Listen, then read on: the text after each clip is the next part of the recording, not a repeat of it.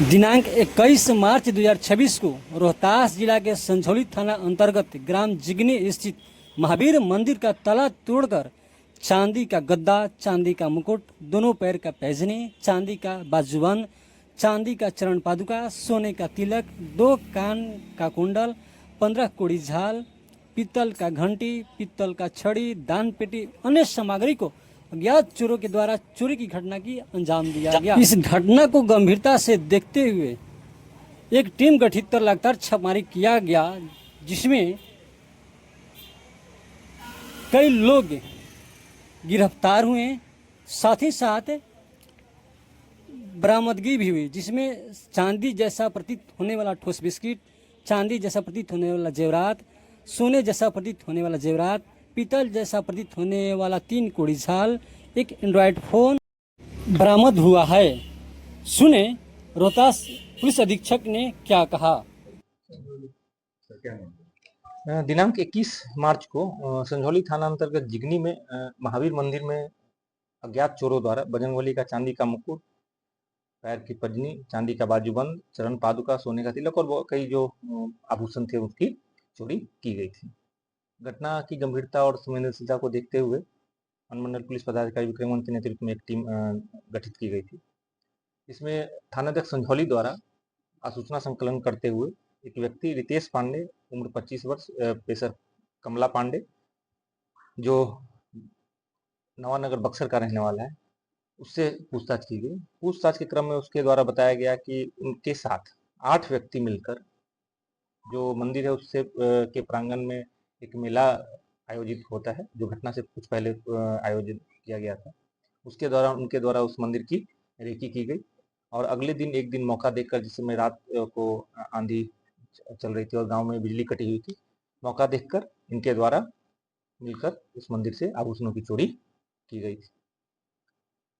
इसके बाद इनसे पूछताछ के क्रम में स्पष्ट हुआ कि इनके द्वारा चोरी किया गया जो जेवरात है वह डुमराव बाजार में एक व्यक्ति को बेचा गया है, जो बर्तन के दुकान की आड़ में इस जैसे चोरी के जो आभूषण है उसका धंधा करता है। इस चोरी के जेवरात के संबंध में विष्णु कुमार वर्मा से पूछताछ की गई तो उनके द्वारा स्वीकार किया गया कि दिनांक 4 अप्रैल को 11 से 12 बजे के बीच में रविंदर यादव उर्फ मेदर यादव द्वारा मंदिर में चोरी किया हुआ जेवरात उनको सौंपा गया था और उनके द्वारा उसको गलाकर चांदी की ईंट बनाई गई थी, जो उनके दुकान से बरामद किया गया है, जिसका वजन जो कुल आभूषण थे उनके वजन के बराबर है और इस संबंध में तकनीकी साक्ष्य मौजूद है कि उनके दुकान में ही उस चीज को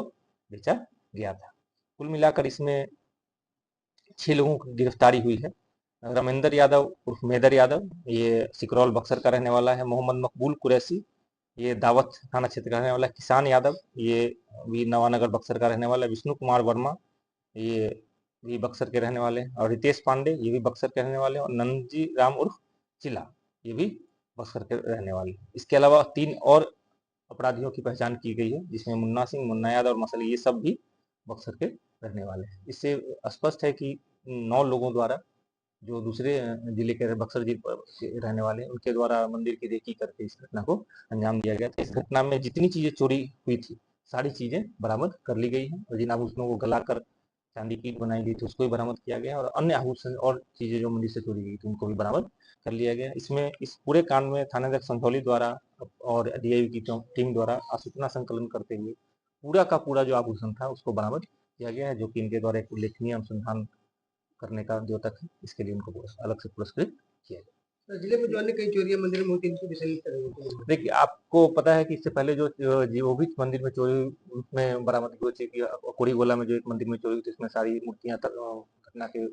2 दिन के अंदर ही बरामद कर ली गई थी। एक बार और चेनारी थाना क्षेत्र में मूर्ति चोरी की घटना हुई थी, उसमें भी घटना के 2 दिन के अंदर ही सारी मूर्तियां बरामद कर ली गई थी। तो अभी तक मंदिर में चोरी के जितने भी कांड रोहतास जिले में प्रतिवेदित हुए सभी मामलों में 100% बरामदगी